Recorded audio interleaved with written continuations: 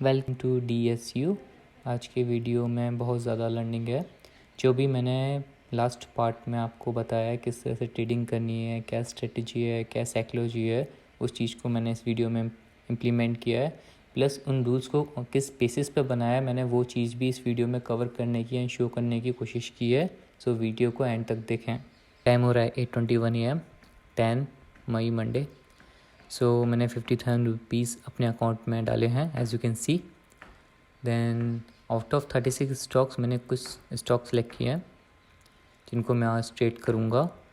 सो HDFC life पहला, दूसरा ICICI bank, then SBI life, then HCL tech, then ITC। आज इन्हीं स्टॉक्स पे हम लोग ट्रेड करने वाले हैं। So our first trade was HDFC life. अच्छा खासा कंसोलिडेशन लास्ट डे, ओपनिंग अच्छी हुई, क्लोजिंग प्राइस के पास ही ओपन हुआ, RSI ऊपर, entry, stop loss, exerted around here approximate 10:55 और 10:45 के आसपास मैंने एग्जिट कर दिया था।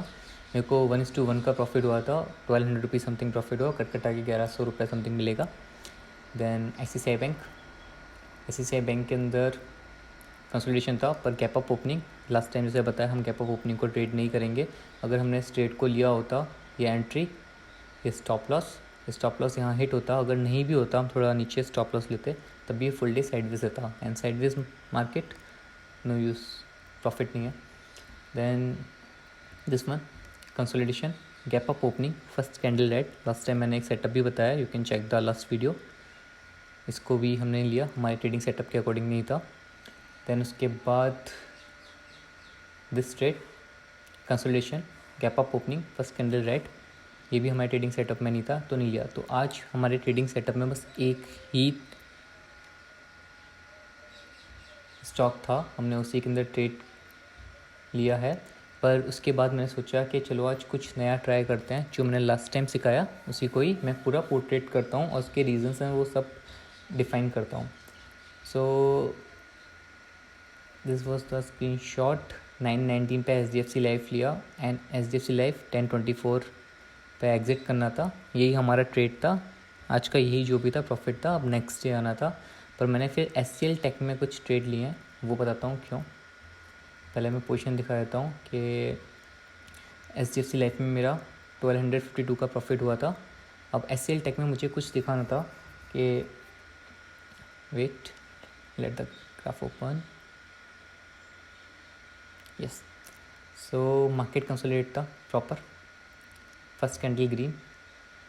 देन अगर इसके अंदर हम देखते तो ये थोड़ा सा 60 से ऊपर था, जो हम लोग मिस्टेक से ले सकते हैं trade.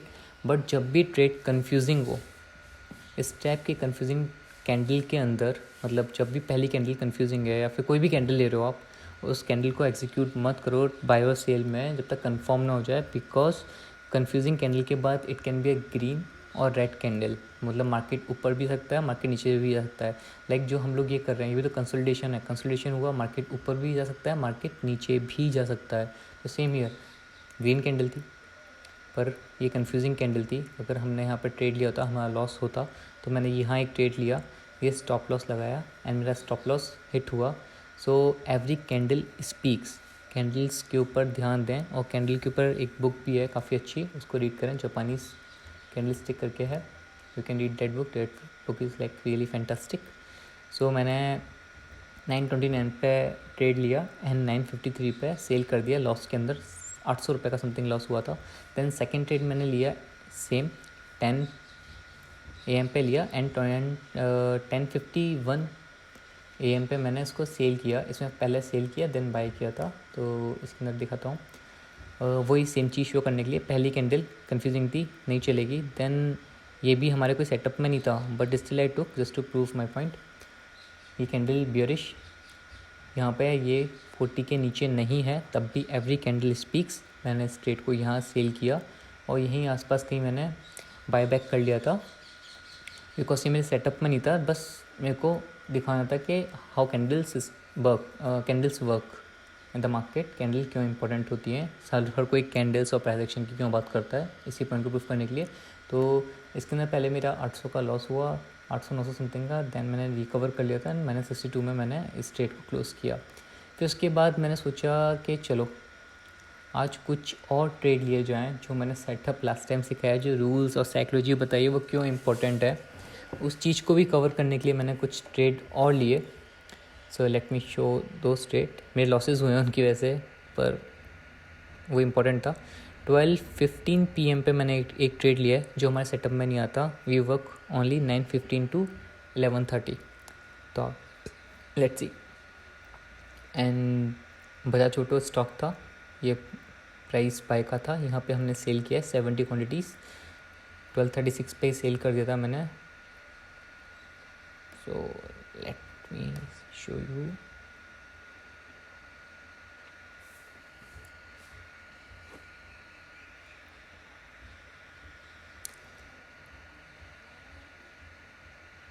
So the market was consolidate हुआ था। जैसे हम लोग लास्ट डे का चेक करते हैं, अभी अराउंड 12 PM तक मार्केट प्रॉपर कंसोलिडेट हुआ था। हमें इस ट्रेडिंग आवर में ट्रेड नहीं करना, हमें ग्रीडीनेस आई और हमने लिया। मैंने क्यों डिवाइड किया है कि 3 टाइम फ्रेम, मतलब 3 टाइम पीरियड में डिवाइड कर लो, 9:15 to 11:30, 11:30 to 1:30 एंड 1:30 to 3:30। तो जो 11:30 to 1:30 होता है उसमें ज़्यादा मूवमेंट नहीं होता है। इवन अगर ब्रेकआउट्स भी आते हैं तो फर्स्ट ब्रेकआउट बहुत ज़्यादा होते हैं, तब भी हमें बस एक ही टाइम फ्रेम में बैठना है। अगर हम बैठेंगे तो ग्रीडीनेस आएगा। तो टू शो डैट मैं बैठा रहा, मेरे में लालच आया, ग्रीडीनेस थी, मैंने एक ट्रेड यहाँ एग्जीक्यूट किया। पर ये ओपनिंग के उस साइड से रिजेक्ट होता गया एंड मेरा स्टॉप लॉस हिट हुआ था। शायद स्टॉप लॉस हिट नहीं हुआ था, मैंने पहले इधर कहीं कैंडल के इधर एग्जिट कर दिया था। मुझे लगा ये नहीं चलेगा and I exited the trade. Then still मैं ट्रेड में बैठा रहा, मेरे को निकलना था, मेरा ये टाइम पीरियड में नहीं आता। तो फिर आया एंगर, रिवेंज ट्रेडिंग। मैंने यहाँ पे एक और ट्रेड लिया and let me show you. First trade was cover order, stop loss लगा था एंड मार्केट प्राइस पे बाई किया था। सेकंड ऑर्डर मैंने MIS पे लिया है, मैंने इस पर स्टॉप लॉस नहीं लगाया था। Again to prove one other point, इसमें मैंने पहले बाई किया है, देन 1434 पे, मतलब 234 पे मैंने सेल कर दिया है। 70 क्वान्टिटीज़ सेम है, MIS no stop loss and इसमें मेरा अच्छा खासा लॉस हुआ। उसको शो करता हूँ। तो पहले पार्ट में तो लॉस हो गया था, देन सेकंड आई टुक, इधर मैंने ट्रेड लिया। मैंने यहाँ तक का स्टॉप लॉस डिसाइड किया था, मैं यहाँ तक मैं सेल कर दूँगा, नहीं चला दिस ग्रीन कैंडल। तो अब रिवेंज ट्रेड था, एंगर था, पैसा मेरा मेरे को वापस चाहिए, जो मेरा 300, 400 या 500 रुपये जो गया है उसका मेरे को वापस चाहिए था। ये प्राइस यहाँ तक आया, मैंने स्टॉप लॉस नहीं लगाया था, ये नीचे गया, एक ही कैंडल में मेरे हाथ से निकल गया। देन आई डिसाइडेड ओके कोई बात नहीं, वापस आएगा, वो वापस नहीं आया, वो और नीचे हुआ।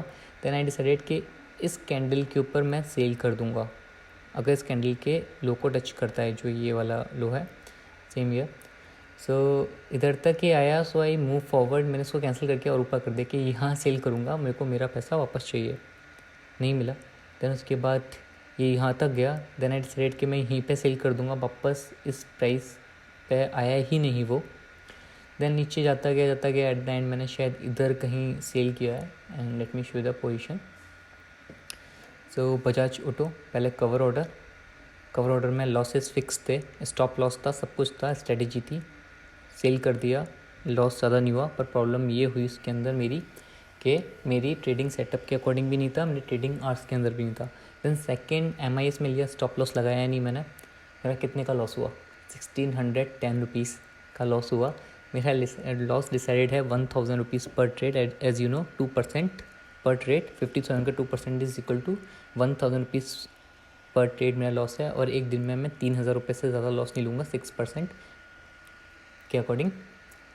तो मैं एक दिन में 3 ही ट्रेड एग्जीक्यूट कर सकता हूँ, इससे ऊपर नहीं। मेरा एक दिन का 3 ट्रेड एंड 3000 से ऊपर लॉस, तो मैं मार्केट में बैठूंगा नहीं किसी भी हाल में। तो मेरा इतना लॉस हुआ। देन आई थॉट ओके, अब एक और मैंने लेसन दे दिया। उसके बाद मैंने अडानी पोर्ट्स में लिया cover order to again show you something. Adani ports के अंदर मैंने 160 क्वांटिटीज़ ली कवर ऑर्डर 1425 पे, एंड 1446 पे मैंने सेल कर दिया था Adani ports. Late me show you. Adani ports में मेरा लॉस हुआ 344 का।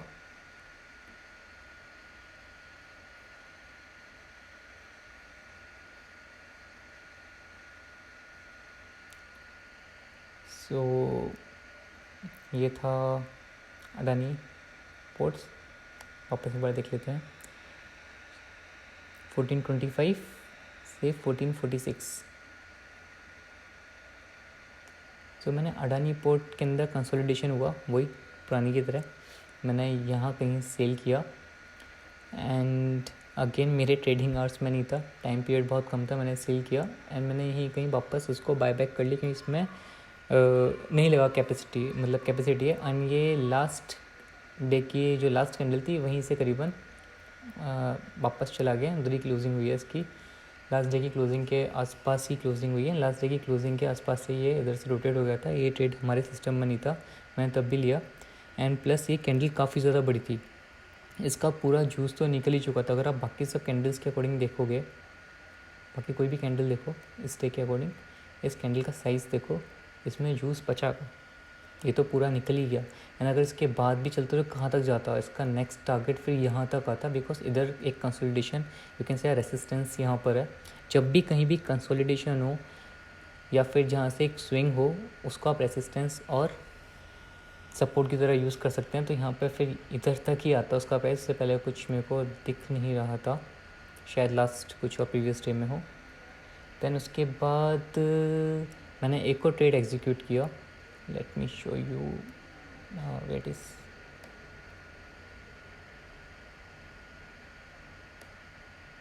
यस। सो एक और ट्रेड एग्जीक्यूट किया, just to show one more example. It's a Wipro, 1436 पे सेल किया है एंड 15:15 3:15 पे मैंने बाय बैक किया है 600 क्वांटिटीज़। इसमें मेरा प्रॉफिट जनरेट हुआ है, बट वो मेरे ट्रेडिंग सेटअप में नहीं था एंड उसको मैं प्रॉफिट मानूंगा भी नहीं, एक तरह से बस एग्जांपल है वो। सो विप्रो 10 मिनट्स के अकॉर्डिंग सडन मोमेंटम आया, सडनली मोमेंटम था। तो अब हम जैसे ट्रेडर्स जो नए हैं, न्यू बीज हैं, वो क्या करेंगे, पहले कैंडल देखेंगे, ओ इट्स अ हैमर, इतना बड़ा मोमेंटम, इतना बड़ी कैंडल एंड एक हैमर आया, इसका मतलब नीचे जाएगा और कितना ऊपर जाएगा स्टॉक ऊपर जाता गया। देन अगेन एक हैमर आया, तो मैंने इस साइड सेल किया एंड स्टॉप लॉस में नहीं लगाया मैंने, क्योंकि स्टॉप लॉस कहाँ लगा था मेरे को पता ही नहीं था, इधर लगा था किधर। तो मैंने यहाँ सेल किया, 600 क्वांटिटीज़ थी, इसके अंदर अराउंड 1200 और 1500 और अराउंड 2000 रुपीज़ लॉस लेने के चक्कर में था। लॉस होता तो ठीक है, प्रॉफिट होगा तो कोई दिक्कत नहीं। टू शो यू, मतलब अगर मेरा 1500 to 2000 रुपीज़ लॉस होता मैं एग्जिट कर देता, टू शो कि स्टॉप लॉस नहीं लगाया, तो how it can be danger. और एक मार्केट ऊपर जाता है ट्रेंड में, तो ज़रूरी नहीं है फिर वो आपकी डायरेक्शन में जाएगा। अब चलो इसके अंदर एक और चीज़ करते हैं, अपन ले लेते हैं आपको इस टूल को यूज़ करना तो आता ही होगा।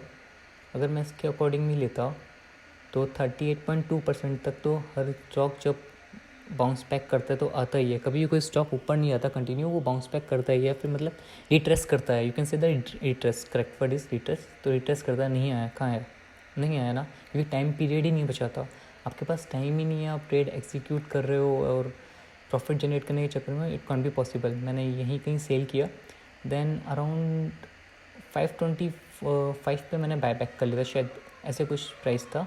सो इसके अंदर मेरा प्रॉफिट जनरेट हुआ था 600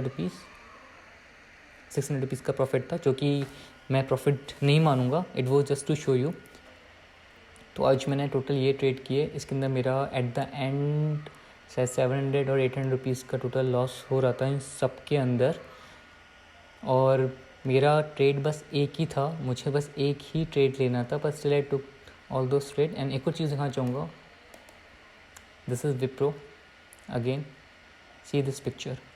आपको इस फिगर और इस मोमेंटम एंड टाइम है 15:15 का था, ये 3:15 क्या समझ में आता है, क्या चल रहा है यहाँ, आप कमेंट्स में लिखें, स्पेकुलेशन है या क्या है, जस्ट बताएं मेरे को, कमेंट में लिखें।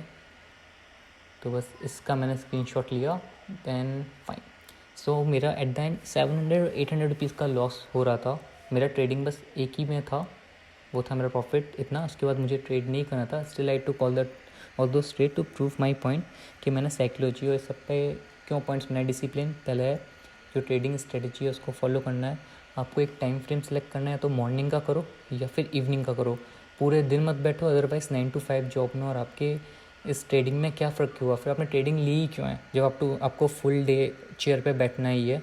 सो फुल डे नहीं बैठो। इवन आप कॉलेज या स्कूल जाते हो, आप 7-8 आवर्स या 9 आवर्स बैठते हो, आप बीच में घूमते थोड़ा रिफ़्रेश होते हो, उसके अंदर आप कंटिन्यू एक डिस्प्ले को देख रहे हो।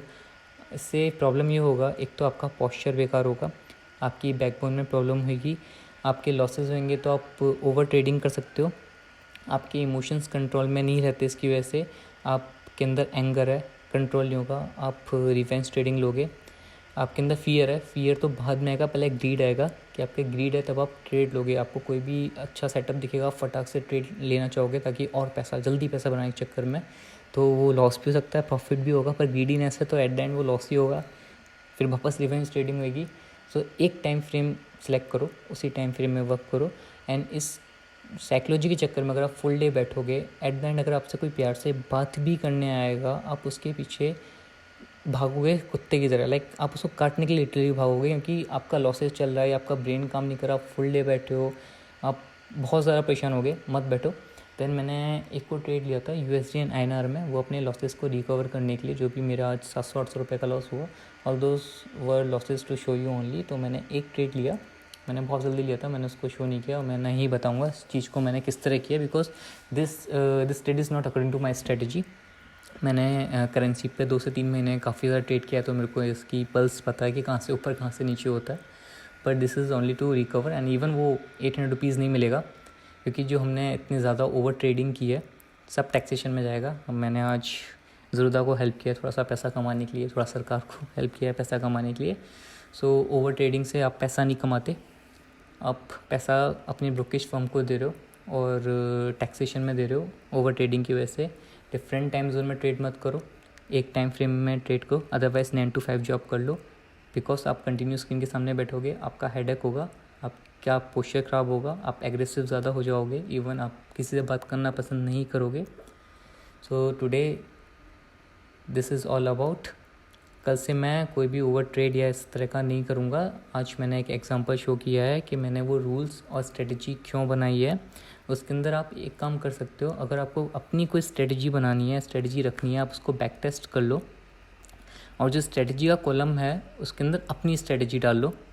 उसके बाद जो टाइम फ्रेम है, आप कोई भी मॉर्निंग का या मॉर्निंग बोले तो 9:15 to 11:30 का या फिर 1:30 to 3:30 का कोई भी एक टाइम फ्रेम, मतलब टाइम पीरियड सेलेक्ट कर लो। उसी टाइम पीरियड के अंदर for 1 month to 2 months trade करो।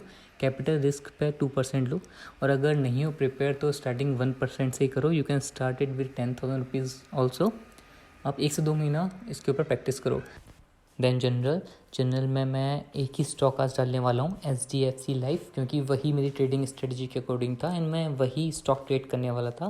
बाकी सब जितने भी मैंने ट्रेड एग्जीक्यूट किए हैं वो मैंने एक एग्जांपल सेट करने के लिए, आपको जो मैंने रूल्स एंड डिसिप्लिन बताया या साइकोलॉजी बताई है उस चीज़ को पोर्ट्रेट करने के लिए किए थे। वो मेरे अंडर नहीं थे, चाहे वो रिवेंज ट्रेडिंग हो, चाहे वो ओवर ट्रेडिंग हो, या फिर वो मार्केट का प्रेडिक्शन करना कि बहुत ऊपर चला गया अब ऊपर नहीं जाएगा। वो सब एक एग्जांपल था, एक मेरे को शो करना था कि किस तरह लाइव ट्रेड में साइकोलॉजी चलती है। इवन मैं लाइव ट्रेड रिकॉर्ड नहीं कर पाया, मेरे को बड़ा बुरा लग रहा है उस चीज़ को। सो उन सबको मैं नहीं लिखूंगा, पर अगर मैंने सच में कभी करूँगा ओवर ट्रेडिंग या वो सब कुछ मैं जर्नल में मेंशन करूँगा। एंड आप भी जो भी ट्रेड डेली करते हो सबके सब अपने जर्नल में मेंशन करें। तो मैं HDFC लाइफ को जनरल में मेंशन करूँगा। Then buying price, stop loss, quantity, then पहले मैंने बाय किया है, पहले सेल किया है, फिर उसका प्रॉफिट कितना हुआ, टाइम फ्रेम जो हमने 10 मिनट यूज़ किया है, देन रिस्क रिवार्ड जो कि 1:1 था। सबसे important cheese, did I follow my rules, yes, ये यस ही होना चाहिए हमेशा, वो मेंशन करूँगा। देन रिमार्क मैं आपके सामने नहीं डाल रहा, it is like my personal thing. मेरी राइटिंग बहुत ज़्यादा गंदी है, अगर मैंने लिखा तो आपको केमिस्ट के पास जाना पड़ेगा पढ़ने के लिए। Thank you.